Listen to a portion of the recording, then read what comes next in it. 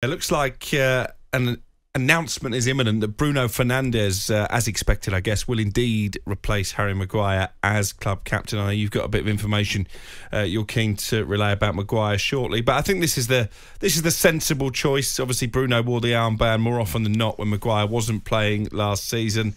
Yes, at times you could accuse him of some histrionics and didn't cover himself in glory in that 7-0 defeat at Liverpool, but I think he did prove that he can lead from the front, and had they not have given it to Bruno Fernandes, I think he would have seen that as a bit of a snub.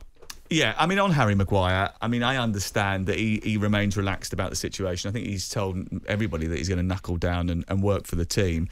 He's got time left on his contract. I don't think he would be adverse to a bit of public clarity from Manchester United. I mean, does the manager need to come out and actually say, Harry Maguire's not for sale, nobody waste any time making a bid now, because it just stops everybody talking about it? Because ultimately, I understand is that Erik ten Hag has told him privately he doesn't want him to leave. He just wants to pick his own captain. If you don't come out, though, and say that to the general public, everybody believes that by taking away the captaincy, you're sort of saying the complete opposite. Look, I think he wants to play. There's no doubt about that. I think he's pretty relaxed at the fact that if he ends up being told by Manchester United that he wants to leave, there'll be enough people that come in for him. Chelsea need a new centre-back. Pochettino likes English players, likes to get the spine of the team. Newcastle, West Ham have already shown some interest. But as far as I understand it, and let's make it clear, he's going to do his best to stay and fight at Manchester United.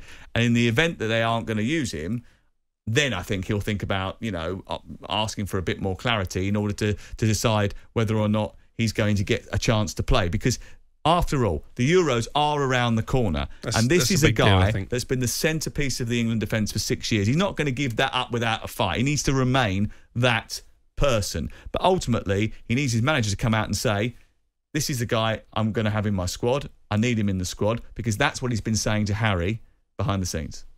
And interestingly as well, on the subject of Manchester United and players who could look for moves this summer, Donny van der Beek, I think, came out and said that he needs to be playing more after scoring the winner in pre-season against Lyon yesterday. Good to see him back to fitness. And Dean Henderson, we know there's interest in Nottingham Forest, although I'm told it's not gone as far yet as a formal bid. Looks like he will be included on Manchester United's pre-season tour, so we'll keep an eye on that one as well. Anana set to put pen to paper on his contract, and he'll link up presumably at a later date. Let's talk Newcastle, shall we? Harvey Barnes, we spoke I think yesterday, and so this one was edging closer, dependent on the sale of Alan Saint-Maximin to Saudi Arabia. Looks like the fee that Al Ahly are paying for him is as little as £20 million for Saint-Maximin, so that probably seems a little bit on the low side, but they will use that money to reinvest in Harvey Barnes, £35 million and add-on. So it's going to take it up to about £38 million, and that deal should get done now. OK,